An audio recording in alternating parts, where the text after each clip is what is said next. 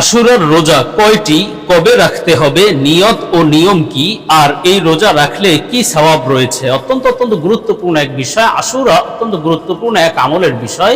মুহররম মাসটাই আল্লাহ সুবহানাহু ওয়া তাআলার কাছে পবিত্রতম এবং গুরুত্বপূর্ণ সম্মানিত মাস। আর এই মুহররম মাসে যে আশুরার রোজা রয়েছে অত্যন্ত গুরুত্বপূর্ণ এক আমল। প্রত্যেক মুসলমানের এই আমলের নিয়ম জেনে কয়টি রোজা রাখবো, কিভাবে রাখবো, কি নিয়ত, কবে রাখতে হবে বিস্তারিত জেনে এরপরে আমল করা উচিত। সুতরাং এই ভিডিওতে আমরা এই আশুরার রোজা সম্পর্কে বিস্তারিত আলোচনা করবো ইনশাআল্লাহ। সুতরাং মনোযোগ সহ ভিডিওটি শেষ পর্যন্ত দেখুন, অন্যথায় কোনো বিষয়ে ভুল বোঝার সম্ভাবনা থাকে।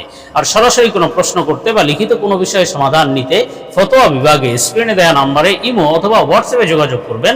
আর ভিডিওটি যেন ইউটিউব অন্যদের কাছেও পৌঁছে দেয়, এজন্য ভিডিওটিতে একটি লাইক দিয়ে কমেন্ট করে চ্যানেলটি সাবস্ক্রাইব করে দিবেন, ভিডিওটি পারলে শেয়ার করে দিবেন।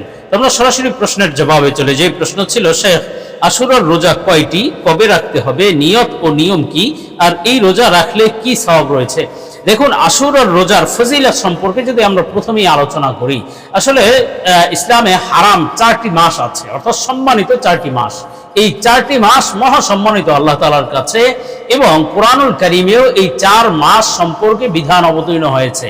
এই 4 মাস হলো মুহররম, প্রথমেই হলো মুহররম, আরেকটি মাস হলো জিলকদ, আরেকটি মাস হলো জিলহজ, আরেকটি হলো রজব। এই 4টি মাস হারাম মাস বলা হয়েছে, সম্মানিত মাস বলা হয়েছে। সুতরাং মুহররমের ফজিলত অনেক বেশি। মুহররম মাসের আল্লাহ সুবহানাহু ওয়া তাআলার কাছে রমজান মাসের পরেই মুহররম মাসের ফজিলত সবচেয়ে বেশি হাদিসের বর্ণনায় পাওয়া যায়। তেমনিভাবে মুহররম মাসে রাসূল সাল্লাল্লাহু আলাইহি ওয়াসাল্লাম বেশি বেশি রোজা রাখতেন। আশুরার রোজা তো ভিন্ন, এছাড়াও মুহররম মাসেই রাসূল সাল্লাল্লাহু আলাইহি ওয়াসাল্লাম বেশি বেশি রোজা রাখতেন। এজন্য আমরাও চেষ্টা করব মুহররম মাসে বেশি বেশি রোজা রাখার, তওবা ইস্তেগফার করার, নিজের গুনাহ মাফ চাওয়ার, এই বিষয়গুলো বেশি বেশি আমল করা চাই মুহররমে পুরো মাস জুড়ে। এখন হলো আশুরার বিষয়। আসলে আশুরা অত্যন্ত গুরুত্বপূর্ণ এক আমল। আশুরার দিন অত্যন্ত গুরুত্বপূর্ণ একদিন, এবং এই আশুরার যে সমস্ত আমলগুলো রয়েছে, করণীয় আমলগুলো রয়েছে, সেগুলো অবশ্যই মুসলমানের জন্য করা উচিত। এখন কি কি আমল আছে আশুরা উপলক্ষে? করণীয় এবং বর্জনীয় উভয় ধরনের আমল আছে। আসলে আমরা এমন কিছু কাজ করি যেগুলো করা জায়েজ নেই, আবার এমন কিছু করি না যেগুলো করা উচিত।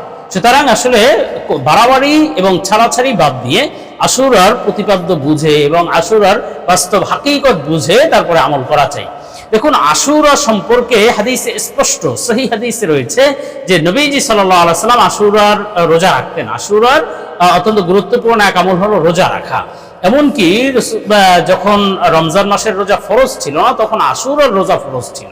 আশুরা তথা মুহররম মাসের যে 10 তারিখে যে রোজাটা রাখা হয়, এটাকে এই 10 তারিখকে আশুরা বলা হয়, এবং এই 10 তারিখের রোজাটাকে আশুরার রোজা, এবং এটা রাসূল সাল্লাল্লাহু আলাইহি ওয়াসাল্লাম গুরুত্বের সাথে রাখতেন, সাহাবায়ে কেরামও রাখতেন।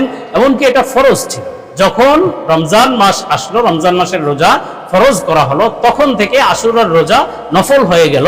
এখন রাখলে অনেক সওয়াব আছে, কিন্তু না রাখলে কোনো গুনাহ নেই। আর কি সওয়াব রয়েছে এ সম্পর্কে হাদিসের বর্ণনা। নবীজি সাল্লাল্লাহু আলাইহি ওয়াসাল্লাম বলেছেন যে, যে ব্যক্তি আশুরার রোজা রাখবে, আল্লাহ তাআলা তাকে পিছনের 1 বছরের গুনাহ মাফ করে দিবেন। সুবহানাল্লাহ, কত বড় ফজিলতের বিষয়!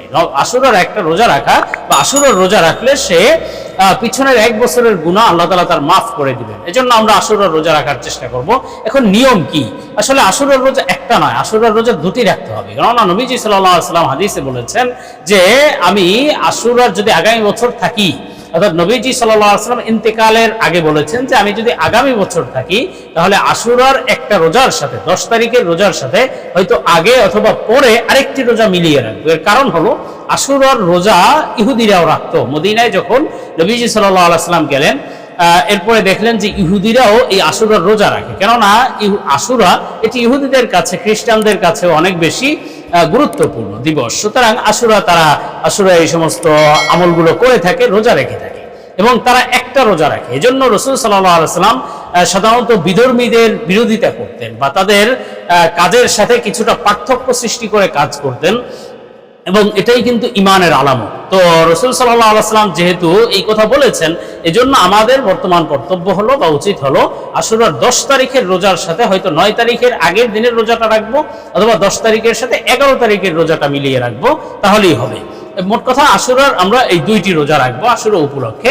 এবং আশুরার এই রোজার ব্যাপারে আপনি 2টি রোজা রাখবেন, দোনোটার নিয়তের ব্যাপারে আপনি নিয়ত করবেন যে আমি নফল রোজা রাখছি, আশুরার রোজা রাখছি, অথবা একটি রোজা রাখছি। ওর কথা আশুরার রোজা অথবা নফল রোজার নিয়ত করলেই যথেষ্ট হবে, এবং এটার কোনো আরবি নিয়তের জরুরত নেই। বরং আপনি যখন সাহরি খাবেন অথবা সাহরি খাওয়ার আগেই যদি আপনি নিয়ত করে রাতে উঠলেন না, ওই রাতে খাওয়ার পরে আপনি নিয়ত করলেন যে আমি বাস আগামীকালকে রোজা রাখবো বা এখন থেকেই রোজার নিয়ত করলাম, তো এভাবে যদি আপনি নিয়ত করেন তাহলে হয়ে যাবে। অথবা সাহরি খেলে তাহলে আপনি তখন যদি আমি নফল রোজা রাখলাম অথবা আগামীকালকে আমি রোজার নিয়ত করলাম, বাস আপনার রোজা সহি হয়ে যাবে, আলাদা কোনো নিয়ত বানানো নিয়ত নেই। এভাবে নিয়ত করলেই হবে, মনের নিয়তই যথেষ্ট, মুখে উচ্চারণ করলে এটি ভালো।